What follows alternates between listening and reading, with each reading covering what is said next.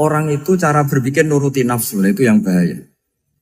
Makanya Quran kritik ara'aita man ittakhadha ilahahu hawa. Orang yang cara berpikir itu nuruti hawa nafsu.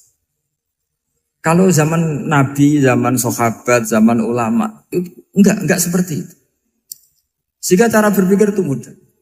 Makanya kata Nabi, absyiru ya ma'syaral muslimin, kata. Kamu harus senang ya ma'syaral muslimin. Allah sekarang buka pintu langit yang sebelumnya enggak pernah dibuka. Dan Allah yubahi bikum malaikatah. Dan Allah membanggakan kamu kepada para malaikat. Kenapa? Umatnya Muhammad, umatnya Rasulullah Muhammad SAW, itu kalau sampean kepengen mati setiap saat itu baik, itu resepnya gampang kata Nabi. Addu faridotan wantadzoru ukhra. Jadi Allah memberitahu, ya Muhammad, umatmu ini luar biasa. Jadi misalnya tadi kita sholat subuh, ditanya, Bahak kamu sekarang ngapain? Nunggu sholat duhur ya. Setelah sholat duhur ditanya lagi nunggu apa asar. Sehingga faman kanat hijratuhu ila wa rasulih fa hijratuhu ila wahi. Jadi kalau ya sudah ini tak ijazahkan. Kalau setelah sholat subuh nunggu apa? Duhur. Setelah duhur nunggu. Sehingga ketika kita mati itu statusnya penunggu sholat. Tapi kamu kan enggak miskin. Kenapa? Penunggu kaya. Nah, itu enggak masuk surga itu. Penunggu kemapanan. Berarti kan menunggu sesuatu yang seleranya nafsu. Beda kalau penunggu sholat. Berarti kamu di dunia menunggu ritual ibadah. Maka di antara ijazahnya Nabi apa? Addu faridotan wantadzoru ukhra. Melakukan satu fardu. Kemudian kita menunggu tugas berikutnya. Jadi niati saja setelah subuh nunggu apa? Duhur. Setelah duhur, meskipun kita di perapatan. Apa? Nunggu asar. Ya. Tapi ya asar betul. Jangan nunggu tok pas asar. Enggak. Jadi sebetulnya umat ini gampang sekali. Jadi di antara kebanggaan Allah, yubahi itu Allah bangga dengan malaikatnya adalah umat ini adalah addu faridotan wantadzoru ukhra. Melakukan satu fardu, kemudian menunggu fardu yang lain. Dari mengkhidmati kampus, ingin mengkhidmati masyarakat. Dari satu masyarakat lokal Semarang menjadi sampai sekarang, sampai Banjarmasin, Unisula mau bikin kampus di sana, terus gitu. Dari satu tugas ke tugas yang lain. Makanya Islam diajarkan setelah satu tugas selesai, faida faruhtafan so. Jadi sehingga hidup kita itu dinamis. Dari satu kebaikan menunggu kebaikan lain, dari satu kebaikan menunggu. Sehingga hidup kita ngapain? Nunggu satu kebaikan. Ini sudah masuk faman kanat hijratuhu ila wa rasulih, fa hijratuhu ila wahi wa rasulih. Sehingga bayangkan kalau kita direkam Allah, Gusti kula ampun mati nak dereng sugih. Wis melarat puluhan tahun. Sakit, nunggu sesuatu sing sifatnya nafsu, kok pengen sugih. Sugih tok aja cukup. Tahu buruh wong sing tahu ngenyek ndekne lho, itu kan urung-urung wis dendam. Saya belum mau mati sebelum kaya dan buruhkan orang yang pernah melecehkan saya. Wis ngono akhirnya mati urung sugih. Berarti wis fakir matine hasud. Mau itu ngenes dunia akhirat kan kira-kira seperti itu. Kamu santai aja kalau fakir berarti meringankan hisab karena ada banyak harta. Yang mau dihisab papanya, enggak punya apa-apa. Jadi saya mohon sekali ya, Islam itu mengawal kebahagiaan. Sebab itu sampai bahagia itu menjadi perintah Islam, qul bi fadlillah wa bi rahmati fa bidzalika falyafrahu. Karena dengan bahagia bi taat diharapkan orang Islam itu tidak bahagia atau cari kesenangan lewat jalur maksiat. Sehingga ciri utama wali apa? Ala inna awliya Allahi la khaufun alaihim walahum yahzanun. Sehingga ulama dulu itu rileks-rileksnya. Termasuk yang saya ceritakan tadi, Imam Ahmad, Imam Syafi'i. Itu melihat apa saja rileks. Ya tadi kalau disenangi orang ya barokah, punya kawan kebaikan. Nak dineng ya barokah dineng di gedingi tonggo rada utang, ngeranjuk tulung gitu. Jadi rileks saja. Masyhur itu Imam Syafi'i ngendikan waman asaa ilaika faqat atlakoka. Orang yang berbuat buruk sama kamu, hakikatnya adalah membebaskan kamu. Atlako itu apa? Membebaskan. Enak gak jadi hidup gitu? Kalau kamu kan enggak, kok gedeng aku salahku apa?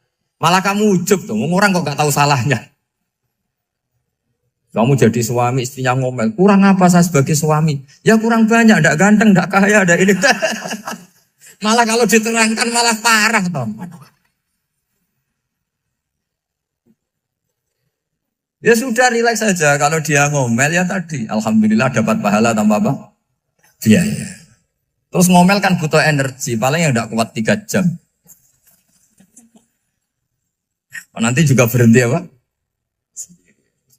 Terus ambil nilai positifnya. Misalnya ngomel sama suaminya, bagus lah. Kalau ngomel sama tetangga malah kayak apa gitu aja udah. Jadi ulama dulu itu gampang sekali melihat melihat hidup. Rasulullah ya gitu, melihat hidup tuh gampang saja. Ketika tanya, ya Aisyah apa ada sarapan? Tidak ada ya Rasulullah, ya sudah saya tak puasa. Jadi enteng saja. Kadang-kadang beliau ingin puasa, ya puasa sunat, ada sarapan nggak jadi puasa. Rileks. Nabi itu rileks. Kalau ngajari kebaikan juga rileks. Nah sekarang itu banyak orang yang karena mungkin kurang baca, Islam tuh kayak menjadi aturan yang bengis, yang repot, yang mengekang. Itu tidak seperti itu. Yuridu wa bikumul yusra wala yuridu bikumul usra. Allah menghendaki agama ini mudah. Sehingga ada sahabat di Imami Mu'ad itu baca Baqarah. Sahabat ini pekerja petani, mufarokoh ditinggal.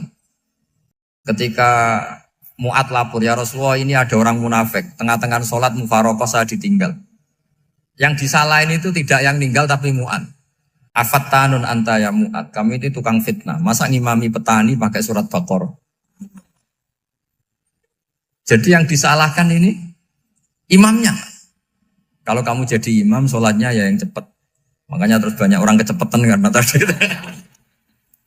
Jadi Nabi itu enteng sekali. Jadi apa ya? Nabi itu beda dengan yang kita bayangkan beda. Nabi pernah ngaji di masjid, kemudian ada tetangga lewat pakai cangkul ke kebun. Semua sahabat gerutu. Ini orang tidak benar. Ada Nabi ngaji ditinggal saja ke kebun tidak ikut ngaji. Jawabannya Nabi tidak. Itu bagus itu ikut sunnah saya. Kenapa ya Rasulullah? Dia kerja nyari halal. Dan untuk menghidupi keluarganya itu juga ajaran saya. Sehingga yang ngaji ya ajarannya Nabi, yang nggak ngaji karena kerja mencukupi keluarga juga ajarannya Nabi. Segampang ini. Kalau kayaknya kamu kan, wes gak roh akhlak kan gitu. Nabi rileks saja Nabi. Sampai bisa lihat itu di bab Fadhailul Kasbi. Makanya ini penting sekali supaya orang itu berpikir Islam atau mendakwakan Islam itu berdasar sanad ya yang muttasil yang pernah dilakukan Rasulullah SAW. Sesuatu yang dilarang Allah itu pasti mador. Maka untuk melarang seseorang bergantung sama narkoba misalnya atau hal-hal yang bahaya pada fisik, itu satu tentu bagi ahlullah, tentu karena takut Allah. Tapi banyak masyarakat yang memang benar-benar bisa meninggalkan narkoba karena efek buruknya ganja. Bahwa itu mengakibatkan sakau, mengakibatkan tidak sadarkan diri, mengakibatkan kebangkrutan ekonomi macam-macam. Sehingga mereka benar-benar benci sama yang namanya narkoba. Jadi di antara manhajul Quran itu kalau mentakbih, memburuk-burukkan maksiat itu mesti dikritik innahu kana fahisyah. Innahu kana fahisyata wa makta wa sa'a sabila. Innahu kana fahisyata wa sa'a sabila. Diulang beberapa kali. Sehingga dibutuhkan kecakapan untuk menganggap satu hal yang buruk itu fahsyah, sesuatu yang enggak rasional, sesuatu yang tidak positif, sesuatu yang pasti berdampak negatif. Sehingga kalau misalnya tadi dibacakan oleh Qori, kuntum khaira ummatin ukhrijat linnasi ta'muruna bil ma'ruf wa tanhauna 'anil munkar. Untuk berhenti dari kemungkaran itu satu takbihun litil kal munkar atau litil kal munkarat, bahwa mungkarat itu kita cap, kita stigmasi bahwa itu buruk sekali. Seperti Nabi mengajarkan pemuda tadi, masa kamu suka ibu kamu digitukin lelaki lain, putri kamu, bule kamu, bude kamu, sehingga orang ini pikirannya termindset betapa buruknya zina. Sama seperti kita sukses memindset betapa buruknya narkoba, betapa buruknya bahan-bahan terlarang. Begitu juga seterusnya, terus pengkhianat dan sebagainya. Tapi problem manusia adalah dia itu akan mencari kebahagiaan atau kesenangan sesaat. Maka caranya gimana? Keinginan senang lewat maksiat ini dilawan dengan nyaman dengan taat. Saya ulang lagi, nyaman dengan taat.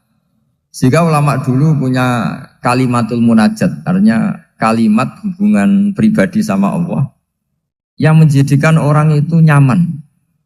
Dan ini yang diajarkan kitab-kitab tasawuf. Kitab tasawuf itu sukses mengajarkan melihat alam raya ini semuanya nyaman, termasuk yang mengecewakan. Itu dianggap nyaman. Saya berkali-kali mengajarkan ilmu ini karena ini musalsal ila Rasulillah SAW. Itu pernah suatu saat Imam Ahmad itu dipanggil sama tetangganya, anak muda. Tentu Imam Ahmad ini orang yang sangat soleh, sangat waroi, sangat tunduk sama perintahnya Allah dan Rasul. Pemuda tadi manggil, ya Ahmad, datang ke rumah saya. Imam Ahmad datang. Setelah sampai ke pemuda tadi, sudah pulang lagi, saya tidak butuh kamu. Pulang lagi. Setelah sampai rumah dipanggil lagi, ya Ahmad, datang lagi. Datang lagi. Oh, saya tidak jadi butuh, pulang lagi. Sampai 3 kali. Dan itu perangai ekspresi Imam Ahmad itu atau ulama lain yang sesoleh beliau itu nyaman, indah. Beliau tetap senyum-senyum nyaman. Beliau tidak tersinggung, tidak terprovokasi, pokoknya tidak tersinggung, kelihatan nyaman. Lama-lama pemuda ini terus tanya, ya Ahmad, kamu saya perlakukan seperti ini kok tidak tersinggung? Kamu senyum-senyum saja, happy-happy saja. Jawabnya Imam Ahmad itu unik. Wahai pemuda, saya kamu panggil itu senang sekali. Karena kata Nabi, kalau kamu iman dengan Allah dan Rasul, maka hormatilah tetangga. Jadi saya senang. Karena nuruti perintah Allah untuk menghormati tetangga. Jadi tidak ada urusannya dengan kamu. Kagetnya kayak apa? Jadi dipanggil tetangga ya senang karena melakukan perintahnya Allah dan Rasul, yaitu ikramul jar, fal yukrim jarum. Disuruh pulang, kamu ingin saya pulang, ya saya pulang. Disuruh datang, ya saya datang. Jadi saya tidak tersinggung, saya tidak ada urusan dengan kamu. Urusan saya dengan Allah Subhanahu wa Ta'ala. Itu kalau bapak-bapak istrinya ngomel terus sabar itu ya bagus. Saya tidak punya urusan. Kalau kamu terprovokasi oleh istri, berarti kamu didikte oleh makhluk. Masa seorang rektor didikte makhluk? Kan tidak keren. Apalagi seorang habib didikte makhluk, kan tidak keren. Yang bisa mendikte kita hanya Allah Subhanahu wa Ta'ala. Dan Allah mendikte kita, mengajarkan kita wa ashiruhunna bil ma'ruf fa in karihtuhunna fa'asa an takrahu shay'a wa yaj'alallahu fi khairan katsira. Jadi cara melihat istri kita bawel gitu atau cerewet, alhamdulillah ini ada pahala tanpa modal, cukup sabar. Kalau istri kamu sedang mesra, malah mintanya ke mall, malah biayanya tinggi. Murah mana dapat pahala dimarahin sama saat mesra minta ke mall? Milih yang pertama kan? Nah ya itu tidak usah modal ini. Ya gitu aja. Jadi kalau istri sedang marah bawel, anggap saja ini rezeki. Dapat pahala tanpa apa? Biaya. Nah, kalau pas rukun malah nantang ke mall, biayanya malah tinggi. Jadi ulama dulu itu melihat dunia itu happy. Pernah Imam Syafi'i dikasih tahu, orang yang tadi nyium tangan kamu ya, itu di rumah menghujat Anda. Jadi dia sopan hanya di depan Anda, kalau di luar menghujat Anda. Jawabnya Imam Syafi'i lucu. Ya baguslah. Yang cerita ini kaget. Kenapa bagus ya Aba Abdillah? Kalau manggil Imam Syafi'i ya Aba Abdillah. Ya berarti saya masih wibawa, di depan saya tidak berani katanya. Jadi dipandang enteng saja. Jadi kalau kamu di depan kamu istri kamu tidak berani belanja, tidak ada kamu belanja banyak, anggap saja Anda wibawa. Jadi enteng saja. Pernah Imam Syafi'i dikasih tahu, separuh dari kampung Anda itu gak suka kamu. Ya baguslah. Kenapa? Oh nak rukun malah bakal utang katanya gitu. Kira-kira yang utang tuh yang rukun apa yang neng-nengan? Yang rukun. Jadi enteng saja. Masyhur itu makalahnya Imam Syafi'i. Waman asa'a ilaika faqad atlaqaka. Orang yang berbuat buruk sama kamu berarti membebaskan kamu. Kalau saya sedang nenengan sama Habib Hasan Toha Putra, beliau naik Alphard gak nawarin saya sah karena baru nenengan. Tapi kalau sedang rukun malah harus repot mana? Rukun sama ndak rukun? Repot rukun sebetulnya. Jadi Imam Syafi'i itu happy saja. Kalau sedang rukun sama tetangga ya dianggap rukun itu satu kenikmatan. Sedang ndak rukun ya dianggap satu kenikmatan. Jadi orang dulu itu serilek itu melihat dunia. Kalau kita kan enggak, ego. Wah saya ini suami kok dimarahin istri. Wah ini egonya bangkit. Padahal egonya bangkit itu ada kebodohan di situ. Yaitu seorang rektor didikte seorang istri, seorang makhluk. Apalagi kalau Anda daftar wali itu tidak akan jadi wali. Ini wali kok tunduk sama makhluk. Karena didikte apa? Makhluk. Maka Imam Ahmad ketika tetangganya bully gitu ya santai saja, beliau happy. Ketika pemuda tadi eskal janggal, kenapa kamu gak tersinggung ya Ahmad? Memangnya saya harus tersinggung gimana? Kan tak panggil tidak jadi, tak panggil tidak jadi. Hei pemuda, saya ini tidak punya urusan dengan kamu. Saya nuruti kamu karena perintahnya. Saya senang melakukan perintah Allah, harus berbaik sama kamu. Sampai 3 kali. Ajarkan Muhammad atau katakan Muhammad pada umatmu, sebaiknya atau seharusnya mereka hanya gembira dengan melihat fadlnya Allah dan rahmatnya Allah. Ini harus kita pahami mulai dari konstruksi yang paling pokok, yaitu akidah. 2 ahwal. Ahwal itu 1 perilaku sosial. 3 mutammimat, sesuatu yang tidak pokok, tapi kita butuhkan dalam mengawal hidup ini. Saya beri contoh, itu sampai maksiat, itu karena cari kesenangan. Misalnya baru penat itu, ingin seneng, ada orang yang macam-macam lah, ingin melihat maksiat, apa itu pornografi, apa nyabu, apa macam-macam. Itu sebetulnya agama punya konsep yang luar biasa, yaitu seharusnya seseorang itu gembira. Gembira dengan ketaatan. Lalu pertanyaannya caranya gembira gimana? Gembira itu mudah. Jadi misalnya kamu sujud sama Allah Subhanahu wa taala. Terus cara berpikir begini. Ini sekaligus ijazah. Cara berpikir begini. Ya Allah, ini kata Sayyidina Ali, kafani izzan an akuna laka abdan wa kafani fakhron an takuna li rabban. Ya Allah, betapa sialnya saya andaikan saya jadi budak dari makhluk yang sama. Misalnya sampean itu seorang kiai atau rektor atau doktor atau orang terpelajar, kemudian kamu jadi budak atau hamba dari makhluk yang setara. Betapa hinanya saya. Maka kata Sayyidina Ali, ya Allah saya ini cukup bahagia, cukup bangga. Karena jadi budak, jadi hamba dari zat yang super atau yang maha super. Jadi kok Allah Subhanahu wa ta'ala. Sehingga ada kebahagiaan yang luar biasa karena menjadi hambanya Allah Subhanahu wa ta'ala. Setelah bangga dengan jadi hambanya Allah, maka kita akan malu. Malu misalnya kok saya bahagia itu nunggu melihat pornografi, melihat maksiat. Itu terus menjadi malu. Kenapa saya bisa didikte oleh hal-hal seremeh itu?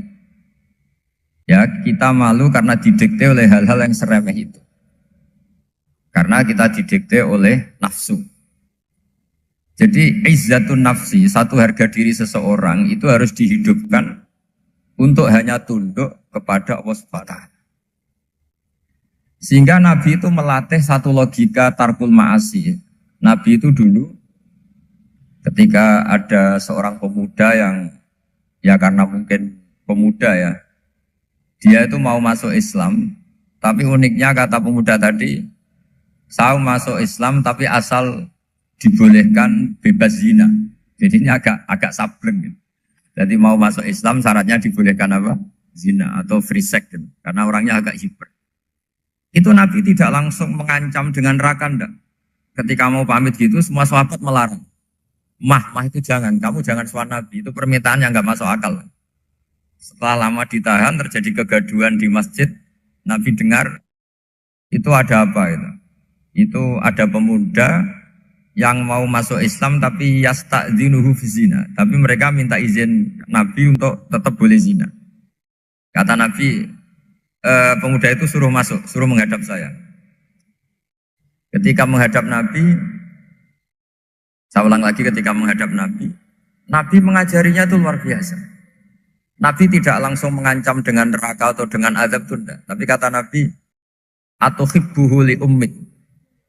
Kamu suka kalau ibu kamu itu jadi demenannya orang banyak. Pondok ya Nabi. Yang demen ibu saya tak bacok kan. Karena ini ya agak preman, di mana-mana orang nakal agak preman. Terus atau hibbuhu li bintik. Kamu suka kalau putri kamu ya digitukan orang-orang. Oh ya enggak Nabi, yang gitukan putri saya tak bacok. Atau hibbuhu li kholatik. Kamu suka kalau bule kamu digitukan. Atau hibbuhu li ammatik. Kamu suka kalau saudara bapak kamu digitukan. Nabi itu mengeset ya. Cara sekarang itu cuci otak mungkin. Nabi itu meluruskan otaknya anak muda itu. Betapa buruknya zina. Cara bahasa Arab ditakbih. Betapa buruknya zina. Kamu suka kalau korbannya ibu kamu, putri kamu, bude kamu, bule kamu. Sehingga orang itu matur ya hasbuka ya Rasulullah, ini sudah cukup. Saya tidak pernah melihat sesuatu seburuk zina. Jadi fa'al qawwa fi qalbihi bughdha zina. Kemudian Allah meletakkan di hatinya, menanamkan benci zina. Sehingga akhirnya pemuda tadi menjadi iffah, menjadi menghindari zina. Artinya begini ya, ini mungkin yang lolos dari para kita sebagai dai, kita tidak belajar banyak tarbiyahnya Rasulullah Shallallahu Alaihi Wasallam. Jadi kalau kita benci maksiat, itu jangan hanya ditakhdir, ditakutkan neraka itu enggak. Jangan hanya itu, tapi di logika. Jadi kalau kita menghindari maksiat, itu selain karena takut azab, itu ada logika. Ada rangkaian pikiran yang menjadikan kita anti satu perbuatan apa maksiat. Jadi misalnya gini ya, kira-kira ginilah kalau contoh gampang itu. Ada orang gitu ya, nyanyi dengan pakaian yang mungkin pornografi gitu. Mungkin pemuda-pemuda ingin melihat itu, tapi bisa diobati gini. Kok enak dekne mergawe kok tak bayar ya, aku kehilangan duit. Meskipun dengan logika yang agak serampangan, yang penting menjadi kita ini punya harga diri untuk tidak tergantung hal-hal seperti itu. Jika Nabi itu cara menggambarkan tadi mulai atau hibbuhu li umma, kalau ibu kamu jadi demenannya orang lain. Pemuda tadi bilang yang demen ibu saya mau saya bunuh. Ditambah lagi atau hibbuhu li bintik. Bagaimana kalau korbannya putri kamu, bule kamu, bude kamu. Sehingga terus si pemuda tadi betapa buruknya zina. Betapa murahnya zina. Akhirnya pemuda tadi al-qawwa fi qalbi bughdha zina. Terus kemudian pemuda tadi itu sangat membenci dengan apa? Berzina. Nah, pikiran-pikiran seperti ini harus kita tanamkan. Harus kita tanamkan supaya orang itu benci melakukan maksiat. Karena satu memang takut sukhtuwah, takut dibendu Allah atau dibenci Allah. Dua memang logika kita mengarahkan tidak maksiat. Saya beri contoh ya betapa pentingnya mindset ya, cara berpikir. Orang itu menjadi kikir itu karena nganggap hidup itu lama dan uang itu penting. Kalau zaman Nabi itu sederhana kalau melihat hidup ini. Pernah suatu saat Nabi itu punya jatah makan karena Nabi itu hidupnya juga pas-pasan. Jadi Nabi itu unik. Beliau di satu sisi kaya raya, bisa ngurmat Abu Hurairah, Ammar, Suhaib. Ashabu Sufa itu dirawat Nabi semua. Itu kan kaya, bisa merawat sekian orang. Tapi di sisi yang lain untuk pribadinya beliau miskin. Kadang nggak bisa makan hari itu. Tapi di saat yang sama bisa merawat Ahlus Sufa. Jadi keliru kalau orang hanya cerita Nabi itu miskin, untuk makan dirinya aja susah. Itu keliru. Kelirunya kalau tidak diteruskan, tapi Nabi mampu menghidupi Ahlus Sufa. Singkat cerita jatah makannya Nabi itu dikasihkan orang ketika Nabi tanya, ya Aisyah, makanan jatah saya di mana? Oh ya Rasulullah, tadi ada orang minta tak kasihkan, maka makanan itu habis. Apa kata Nabi? Kamu salah Aisyah. Yang kamu kasihkan itu justru yang masih. Ya yang kamu kasihkan itu justru yang masih. Sehingga Nabi menganggap, makanya Nabi terus ngendikan. Ya kalau mukhatabnya lelaki ya kira-kira begini. Wahallaka min malika illa ma akalta fa'afnaita walabista fa'ablaita. Terus tanya, watasoddaqta fa'abqaita, kata Nabi. Harta kamu ya kamu makan, kemudian ke WC, jadi kotoran, atau punya pakaian mewah, nanti rusak. Watasoddaqta fa'abqaita. Ada yang kamu sedekahkan, yaitu yang abadi sampai akhir. Sehingga banyak pengusaha yang mencintai saya setelah tak ajari hadis itu. Misalnya punya uang 1 miliar karena dia spekulan atau pedagang rawan bangkrut, disedekahkan ke masjid 50 juta, yaitu yang abadi. Jadi kalau suatu saat bangkrut, dia masih punya uang 50 juta di akhirat. Jadi Nabi itu mengajari sedekah itu apa? Ya sedekah itu pengabadian uang. Kalau kita kan enggak, bilang sedekah itu nguras uang. Itu pikirannya setan, dan pikirannya orang Islam. Itu cara berpikir setan, bukan cara berpikir umat apa. Sehingga Sayyid Ali Zainal Abidin itu kalau ada orang minta, kemudian beliau ngasih, itu beliau bilang gini, marhaban biman hamala zati ilal akhirah. Matur nuwun nggih jenengan sing beto sangu kula nate. Jadi dianggap teller saja. Orang yang minta uang beliau itu dianggap tukang nyatet bank ini. Karena sudah ditabungkan. Ya sudah. Kalau kita kan enggak, wah pengemis tuh ganggu gini-gini. Kecuali pengemis profesi ya mungkin kita agak-agak enak. Mari zaman akhir tuh ada pengemis apa? Profesi. Jadi repot teman. Terus tak beri contoh lagi kebahagiaan ketika kita milih Islam moderat. Islam kita diajarkan guru-guru kita, utamanya oleh guru kita Mbah Maimun. Saya juga sering ketemu beberapa ulama dunia, termasuk Habib Umar. Saya juga ikut sowan ke sini pas beliau sama Habib ini Hasan Toha Putra di sini sama orang-orang moderat. Itu cara berpikir juga luar biasa indah. Beliau pernah cerita ya, beberapa ulama lah, banyak yang cerita itu. Saya pernah diceritani seorang alim ketika ada orang ekstremis itu mau ngebom di tempat maksiat. Kebetulan yang maksiat itu kebanyakan ya orang Islam. Karena di negara yang mayoritas Islam. Ditanya sama Syekh Sa'rawi. Syekh Sa'rawi itu mufassir top di mana? Mesir. Ini mau tak habisin karena mereka orang Islam kok maksiat terus. Terus ditanya sama Imam Sa'rawi. Laumatu ala khini ma'asihim aina masiruhum. Kalau mereka mati dalam keadaan maksiat, mereka kemana? Ya ilan nar, mereka pasti masuk neraka. Terus ditanya sama Imam Sa'rawi. Wahal masiruhum ilan nar muradun nabi amlan. Punya umat maksiat kemudian mati masuk neraka, itu yang diinginkan Nabi apa enggak? Ya tidak aja. Ya sudah, enggak usah dibom, ditunggu tobatnya kata. Karena kalau mati dalam keadaan itu ke neraka dan itu tidak yang diinginkan Rasulullah Sallallahu Alaihi Wasallam. Terus ekstremis ini menjadi tobat, tidak berpikir ekstremis Mas. Jadi orang itu harus berpikir mindset yang baik. Meskipun kadang berpikir baik itu ya agak-agak kacau. Ada seorang wali majdub itu kalau berdoa agak kacau, tapi nggak bisa dibantah. Masyhur itu doa itu. Ini sekaligus ijazah, tapi kalau sebelum wali nggak boleh. Itu datang ke makamnya Rasulullah SAW. Terus doanya itu begini. Ya Allah, sekarang terserah engkau. Ya Allah, sekarang terserah engkau. Jika saya kamu jadikan orang soleh, jika saya engkau jadikan orang soleh, maka surra habibuk, maka kekasihmu ini senang. Yang susah musuhmu yaitu setan. Tapi kalau engkau menjadikan saya orang fasik, maka yang susah kekasihmu, yang senang musuhmu. Jadi kan punya dua pilihan itu. Wah itu kan doa tapi kayak teror itu. Ya jadi berdoa di Raudhah. Wah itu pasti mandi itu karena agak-agak maksa Tuhan itu. Ya Allah, engkau punya dua pilihan. Jika saya jadi orang soleh, maka kekasihmu ini senang. Musuhmu yang susah yaitu setan. Tapi jika saya jadi orang fasik, maka musuhmu yang senang, kekasihmu yang susah. Mohon terserah jenengan, mau menyenangkan kekasihmu, apa menyenangkan musuhmu gitu.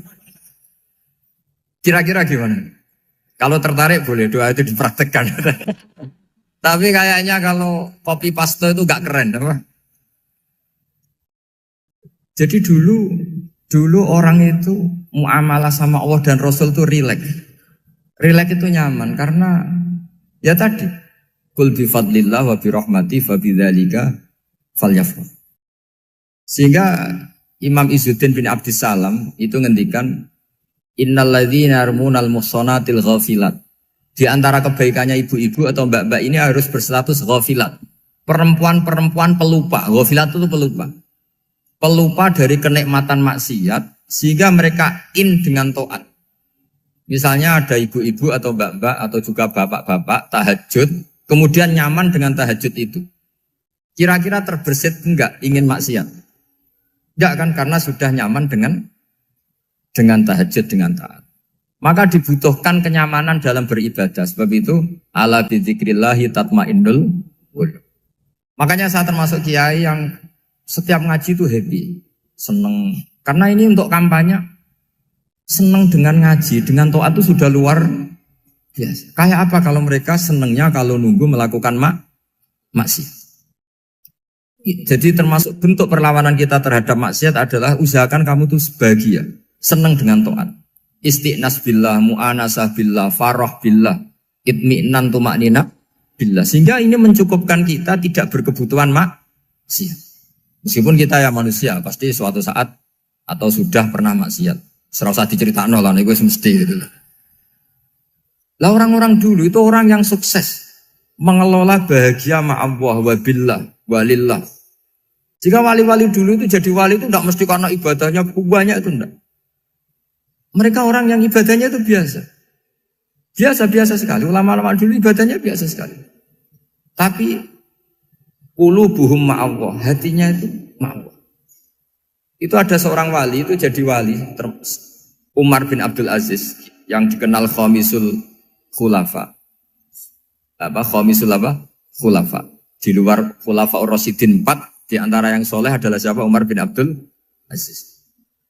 Itu ketika mau meninggal, itu senangnya bukan main. Itu semuanya nangis, beliau senang. Terus tanya, kenapa kamu senang? Memangnya saya kalau mati itu kemana aja? Ila khairi madhubin ilah, ke zat terbaik. Dibang urip mbek kowe bulet atau mbek arhamur rahimin gitu. Yaitu Allah Subhanahu. Jalaluddin Ar-Rumi ketika mau meninggal itu muridnya nangis semua, beliau marah. Kamu harusnya pesta karena saya mau ketemu kekasih saya, malah kamu tangisi, goblok sekali kamu katanya. Jadi orang-orang dulu itu luar biasa. Karena tadi mereka tidak ingin ketemu Allah itu dianggap problem. Harus sesuatu yang membahagiakan. Makanya wali-wali itu kalau berdoa begini. Wa khairu ayyami yauman alqa kafih, dan jadikan hari terbaikku adalah hari ketika saya ketemu engkau ya. Pernah dengar doa itu? Wa khairu ayyami yauman alqa kafih, dan hari terbaikku adalah hari saat ketemu engkau. Aman kan enggak? Sampai mati ku wedi. Saya tidak tahu wedi dosa apa wedi Israel apa wedi malaikat siapa? Mungkar Nakir. Sebenarnya tidak perlu seperti itu. Karena cara pandang Nabi itu ini bisa dipraktekkan. Kalau kamu orang baik, mati artinya apa? Ya baik. Karena husnul khotimah. Kalau kamu orang yang buruk, itu kata Nabi, anggap saja mati itu akhir dari keburukan kamu. Nah, aku urip terus, malah maksiat terus. Maka Nabi itu kalau ngajari kita berdoa gini, Allah maj'alil hayata ziyadatan li fi kulli khairin wal mauta rohatan li min kulli syarri. Ya Allah, kalau saya hidup, ya anggap saja ziyadah fi kulli khairin, berpotensi nambahi kebaikan. Kalau saya mati, anggap saja ini akhir dari segala keburukan. Maka saya berkali-kali, banyak tradisi ulama-ulama NU, ulama-ulama pesantren, ya ada hanya NU, pokoknya ulama-ulama alim. Itu kalau ada orang mati, orang nakal gitu mati, ini saya gitu. Itu hadirin mesti gak terima. Wapi enang itu wong wakal. Tapi dipaksa sama kiainya, saya gitu. Lama-lama dipaksa. Saya gitu. Padahal ning atine kiai wis ra iso maksiat meneh wis saya gitu. Karena dengan mati berarti saya sudah tidak bisa maksiat lagi. Jadi Nabi melihat hidup dan mati itu segampang itu. Kalau al-hayata ziyadatan li fi kulli khairin wal mauta rohatan li min kulli syarr. Coba kita ke depan itu kan ada potensi zina, potensi korupsi, potensi maksiat. Yang bisa menghentikan potensi itu apa coba? Mati ya, udah pintar dia. Sudah maju berarti. Berani mati? Berani. Tapi jangan di sini ngel-ngelo panitia. Artinya yang selama ini kita risau dengan kematian, dengan apa? Nabi ngajari kita tadi. Allah maj'alil hayata ziyadatan li fi kulli khairin wal mauta rohatan li min kulli syarr. Ya Allah, jadikan hidup ini sebagai bekal menambah kebaikan, dan suatu saat kalau saya mati, semoga itu akhir dari segala keburukan. Jadi artinya Nabi itu ngajari kita itu positif terus. Sama seperti ulamanya tadi. Nak lagi rukun mbek tonggo ya sanggep ae kanca keapian. Nak nenengan ben ra utang ngoten. Dadi pokoknya penak terus itu loh. Nak bojo lagi ngamuk alhamdulillah gak ngajak blonjo. Nak pas rukun ya alhamdulillah kok lagi rukun. Jadi gampang semua. Makanya ada seorang alim itu ngendikan begini, ada yang tanya. Saya tuh dulu ketika kaya, teman saya sering main ke saya. Setelah saya miskin gak ada teman-teman yang ke saya. Dikira si Habib ini kebetulan orangnya Habib itu mendukung keluhan dia. Ternyata enggak. Si orang alim itu bilang gini, malah bagus tuh gitu. Kowe wis melarat buruhe wong. Ya sudah kamu miskin buruhnya orang lain. Misalnya tukang manol di pasar atau tukang becak. Kemudian teman-teman kamu datang, malah kamu malu tuh jadi tontonan. Bagus kalau mereka lupa, pas kamu miskin tidak ada yang lihat katanya. Jadi apa ya, dianggap enteng saja gitu. Akhirnya orang ini nggak jadi ngeluh. Selama ini kan kita ngeluh ya, ketika miskin teman-teman nggak datang. Coba kalau mereka datang pas kamu buruh bikin foto di orang lain. Mantan bos buruh, malu gak? Milih datang kepada? Nggak lah, sudah bener itu. Jadi ulama dulu itu makanya sering baca biar tahu solusi hidup. Jadi ulama dulu itu gampang sekali melihat kehidupan itu. Gampang sekali, indah, gampang. Kebahagiaan ini pula yang harus kita latih dalam melakukan ketaatan. Tapi memang obsesi saya terbesar atau cita-cita saya terbesar memang setiap ngaji saya ingin orang mukmin semuanya itu bahagia. Dengan bahagia itu mereka tidak neko-neko ingin mencari kebahagiaan lewat jalur apa maksiat. Sehingga dalam konstitusi ulama yang ditulis di kitab-kitab usul fikih, dan itu kitab yang saya kaji, selalu saya kaji, itu membela-bela sesuatu yang mubah itu sampai luar biasa. Karena melihat mubah itu, misalnya Anda tidur itu berstatus mubah. Anda bermain catur berstatus mubah. Anda rileks sama teman jagongan semalam dengan teman rektor atau dosen atau yayasan itu, melihatnya bukan mubah, tapi tarkul maksiyah. Misalnya saya semalaman asik musamarah itu jagongan malam sama Habib Toha Al-Munawwar. Itu Allah ngitungnya bukan, wah ini jagongan ngalor ngidul tidak penting tuh enggak. Malam itu bahak tidak ke dugem, tidak ke tempat maksiat. Sehingga ada ulama yang mengatakan mubah itu enggak ada. Saya ulang lagi, mubah itu enggak ada. Kan umumnya ulama bagikan wajib, ya kan, haram gitu. Terus diantaranya mubah, sunat, makruh. Ada ulama yang mengatakan mubah itu enggak ada. Kenapa? Logikanya begini, itsma min mubahin illa wa yatahaqqaqu bihi tarku haramimma. Karena ada mubah yang Anda lakukan kecuali saat itu pasti ditinggalkannya sebuah keharaman. Misalnya Anda sedang jagungan sama istri di luar, di rumah, asik di rumah semalaman. Mungkin bahas hal-hal yang ringan. Mungkin melihat sinetron atau apa yang ringan. Tapi di situ terjadi Anda meninggalkan ke tempat-tempat maksiat. Sekarang ninggal maksiat itu wajib apa mubah? Wajib. Padahal Anda sedang melakukanmu. Nah itu dicatat oleh Allah itu tarkul haram, meninggalkan keharam. Jika masyhur dalam cerita wali-wali itu, Abu Yazid yang seperti itu ibadahnya pernah tanya, ya Allah lalu yang makomnya orang seperti saya siapa? Karena beliau semalaman ibadah terus. Sama Allah dijawab, ya yang tidur di pinggir kamu itu. Abu Yazid, loh kok bisa ya Allah? Dia kan tidur terus. Ya kan dia tidur berarti meninggalkan keharaman. Ngomong sing potongan tukang maksiat itu apik turu apik melek kira-kira. Apik turu. Timbang sama nak melek pola wis turu ae kira-kira gitu. Jadi enggak usah dipaksa tahajud, dipaksa qiyamul lail itu. Iya kalau qiyamul lail.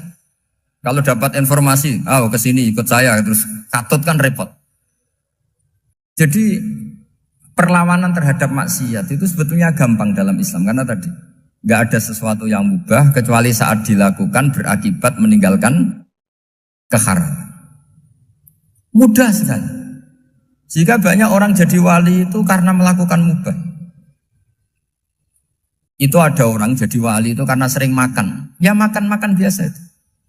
Karena ketika makan ya Allah betapa doifnya saya. Katanya saya presiden, katanya saya rektor, saya kiai. Ternyata kalau nggak makan tuh lemes. Apa hebatnya makhluk yang bergantung makhluk yang lain, yaitu makanan. Nah karena seperti itu terus dia al-laja ilallah, terus dia sungkeman ning Allah. Betapa lemahnya saya. Sebab itu ketika Quran mengkritik dan dengan tanda kutip kemungkinan Tuhannya Isa bin Maryam, itu ngeritiknya sederhana Quran itu. Mal masih ibnu Maryam illa rasul qad khalas min qablihir rusul wa ummuhu siddiqah kana yaqulanit ta'am. Isa itu tidak Tuhan, wong dia makan. Kamu kebayang nggak misalnya punya Tuhan, wah tadi Tuhan mampir ke rumah saya, dia lemes. Setelah tak kasih makan sehat lagi gitu. Itu kan nggak kebayang. Tapi Tuhan marung di rumah saya, lemes tak gratisin, kayaknya tidak punya uang gitu. Setelah makan, wah gairah lagi. Kebayang nggak punya Tuhan seperti itu. Sehingga Quran kalau gojlok sederhana, karena yakulanit ta'am. Sehingga wali-wali itu kalau makan itu sadar lemahnya dirinya, betapa dirinya tergantung makanan. Sesuatu yang tergantung itu artinya tidak hebat, tidak Tuhan. Jadi untuk menjadi wali, untuk menjadi dapat ridhonya Allah itu sebenarnya sederhana. Termasuk ada cara jadi wali yang agak kacau, tapi ini ya benar, asal niatnya benar.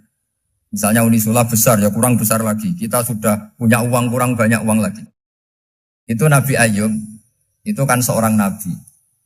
Pernah diuji, oh ini ada di Sahih Bukhari. Nanti kamu tanya, hadisnya Sahih enggak? Ini ada di Sahih Bukhari. Kadang orang kota itu aneh, enggak ahli hadis tapi tanya, Sahih enggak? Padahal andekan dibodohi Sahih ya ngandel saja. Jadi kadang ya aneh. Oh enggak tahu kok tanya. Itu Nabi Ayub itu sudah kaya, pas itu sudah kaya. Bukan cerita yang masih miskin, memang sudah kaya. Beliau di kamar dihinggapin satu belalang dari emas. Setelah belalang itu dikejar, ternyata yang jenis itu banyak, semuanya dari emas. Ngambil sana sini, ini yang kesak ini dipenuhin, saku ini dipenuhin, sampai banyak. Sama Allah digojlok, kamu itu nabi saya, kenapa kamu mengumpulkan harta sebanyak itu? Kamu itu nabi saya kok rakus? Jawabannya, ya Allah, siapa yang bisa kenyang dari rahmatmu? Ya, jadi kalau kamu punya uang 1 miliar, kok ingin 1 miliar 100, ingin 1 miliar 200, itu cara ngitung bukan uang. Ya Allah, siapa yang bisa kenyang dari rahmatmu? Karena rahmat Allah tidak terbatas, sudah Gusti tenang saja. Meskipun saya gini, rahmat Anda tidak akan habis. Sehingga waroi ada ilmunya, tomak juga ada ilmunya. Termasuk rakus itu juga ada ilmunya. Misalnya begini, ini contoh rakus yang ada ilmunya begini. Ini saya beri contoh. Mungkin yang boleh niru orang-orang soleh, kalau nggak soleh jangan. Imam Syafi'i ini cerita nyata. Imam Syafi'i itu dulu ketika ngaji masih muda itu nggak suka sama guru yang kaya. Kebetulan dia punya guru miskin terus. Namanya Sufyan As-Tsauri, itu miskinnya Masya Allah. Sufyan bin Uyainah juga miskin. Jadi dia miskin, punya guru miskin terus. Sehingga idolanya ya sama guru-guru yang miskin. Suatu saat guru-guru ini menyarankan dia ngaji Imam Malik. Imam Malik itu kaya raya. Itu babutnya Imam Malik, kalau diinjek, itu mata kakinya tidak kelihatan, saking halusnya. Kalah, Indonesia kalah. Imam Malik itu gaya. Kalau ngaji di kursi tinggi, terus pakai bukhur itu, pakai dupa Arab yang mahal. Pokoknya mewah kali Imam Malik. Terus dia mulai, ini kiai kok kaya. Kemudian setelah beliau alim, tanya, saya harus ngaji siapa setelah ilmu jenengan habis kira-kira gitu. Kata Imam Malik, sudah, kamu tidak usah perlu ngaji saya, kamu sudah alim alama. Terus Imam Malik datang ke Baki. Zaman itu Baki itu semacam kayak rentalan ya, semacam Grab lah kalau dulu itu. Mana kafilah yang mau ke Irak? Ya sudah terus, oh kita mau ke Irak. Ini antar ke Muhammad bin Hasan As-Syaibani. Itu dibiayai sama Imam Malik. Grabnya ya dibayarin, itu kafilahnya itu ya dibayarin. Imam Syafi'i disangoni surrotan min dhahabin. Jadi satu kepes uang dikasihkan. Itu pernah tak hitung semurah-murahnya itu sekitar 60 juta. Imam Syafi'i mulai mikir, kiai yang saya kritik lomo, sing kiai miskin tak puji, gak pernah ngamal kan, tentu orang miskin. Setelah datang ke Muhammad bin Hasan As-Syaibani, beliau itu pakar usul fikih, muridnya Abu Hanifah. Beliau al-usuli, pakar usul fikih. Itu Muhammad bin Hasan As-Syaibani itu kalau ngitung emas, itu di ruang tamu.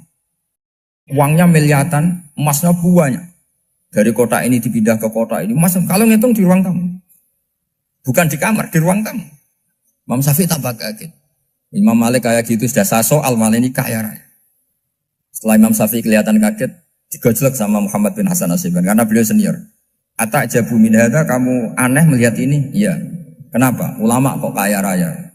Terus kata Muhammad bin Hasan, ya sudah, uang ini tak kasihkan orang-orang fasik, binti gue demenan, gue nyabu, gue macam-macam. Oh jangan, nanti dipakai maksiat. Pun jenengan mawon sing sugih. Semenjak itu Imam Syafi'i rubah mindset. Jadi kalau kampus ini ingin akreditasi A, ingin mulia, ingin apa? Kamu ridho kalau yang punya prestasi seperti itu adalah orang-orang fasik. Ridho enggak? Enggak kan? Maka didoakan ini. Nah itu namanya berpikir secara usuli. Kamu jangan hanya nuruti karena berpikir waroi terus kamu benci kekayaan. Kan tidak bisa seperti itu. Karena pangkat dan kekayaan ketika dikelola secara kesolehan maka akan menjadi energi positif yang luar biasa. Semenjak itu Muhammad bin Hasan Asyibani berhasil mendidik Imam Syafi'i. Sampai akhirnya keterusan Imam Syafi'i berpendapat kalau orang Islam bisa bikin rumah tingkat kok punya rumah reok itu haram. Akhirnya keterusan. Kalau bisa jadi bupati kok jadi ketua RT juga haram. Karena al-Islam ya'lu wala yu'la alaih. Islam itu luhur bukan bisa diluhurin. Sehingga rata-rata orang Syafi'iyah termasuk kiai-kiai Indonesia itu rata-rata ya agak-agak politikus. Ya agak-agak kedonyan, mungkin sebagian kedonyan tenan gitu. Karena gak ridho gitu loh. Kalau kesempatan itu dikuasai orang fasik kemudian menjadi kekuatan maksi. Coba kalau bupati itu orang yang fasik. Kemudian programnya supaya rakyat seneng semalaman dangdutan yang purno misalnya. Supaya rakyat seneng dibolehkan dugem, dibolehkan judi. Tapi kalau yang jabat orang soleh kan ada beberapa perda yang menolak penyakit apa? Masyarakat. Jadi kamu jangan melihat bahwa kepangkatan ini hanya sebagai alat korupsi, alat otoriter, enggak. Asal kena orang soleh, maka ini menjadi energi kesolehan atau energi positif. Sebab itu ketika Allah muji para nabi yang soleh, diantaranya disifati apa? Faqad ataina ala Ibrahim al-kitab wal hikmata, terus ayat wa atainahum mulkan azim. Dan Nabi Ibrahim dan keluarganya tak kasih kerajaan yang besar. Nah sekarang masih banyak orang yang cara pandang ngapain bikin unisula yang megah, ngapain berambisi punya akreditasi A dan sebagainya. Menyoal seperti itu salah secara usul fikih. Karena secara usul fikih kesempatan yang baik tentu harus diperjuangkan oleh orang-orang yang soleh. Karena ini supaya jadi otoritas yang positif. Itu dulu ada latihannya. Jadi orang dulu itu gampang sekali ketika milih miskin ditanya, kenapa miskin? Saya ingin hisab saya ringan. Tapi ketika mereka kaya, yang soleh, supaya harta ini tidak dipakai orang yang nanti dipakai maksiat. Kita misalnya orang soleh mau pangkat, karena kita ada ridho, kepangkatan itu dipegang orang maksiat, kemudian menjadi energi maksiat. Begitu juga seterusnya. Maka ulama dulu itu rileks. Sampai Nawawi Al-Bantani itu nanti bisa dicek di tafsir Qul hal yastawil ladzina ya'lamuna wal ladzina la ya'lamun. Beliau muji-muji ulama. Kemudian ada seorang yang agak hasut mungkin. Tanya begini. Hebatnya ulama itu begini-begini. Terus ditanya, tapi kenapa kita sering melihat ulama ngantri proposal di rumahnya bupati kan? Sementara bupati enggak pernah datang ke ulama ngaji ihya. Jawabannya Imam Nawawi itu unik. Ya karena ulama itu tahu gunanya uang, sehingga nyari uang untuk pondok, untuk masjid. Sementara bupatinya tidak tahu gunanya ilmu, maka tidak pernah ngaji. Jadi ya ringan saja. Jadi ya sudah seperti itu. Jadi kalau ada ulama kedonyan, anggap saja karena tahu gunanya uang. Jadi kenapa ulama ngantri di kabupaten, bukan bupati ngantri di ulama? Jawabannya karena ulama tahu gunanya uang, sementara bupatinya nggak tahu gunanya ilmu. Kira-kira gitu lah. Ada ustadz tidak ganteng, kesensem rondo cantik, karena tahu gunanya ustadz itu. Artinya tahu gunanya kalau saya nikah nanti punya anak jadi gus, karena kan dia kiai gitu. Tapi rondone raro gunanya dia karena miskin gitu.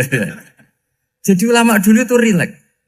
Rileks menafsirkan apa saja itu rileks, termasuk saat terpojok. Itu rileks.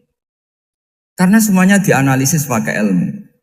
Sehingga ciri utama wali itu apa? Ala inna awliya Allahi la khaufun alaihim walahum yahzanun. Enggak ada rasa takut, enggak ada rasa gampang. Karena melihat sesuatu itu gampang saja. Saya ulang lagi, melihat sesuatu itu gampang saja, ringan. Oke, semoga barokah. Assalamualaikum warahmatullahi wabarakatuh.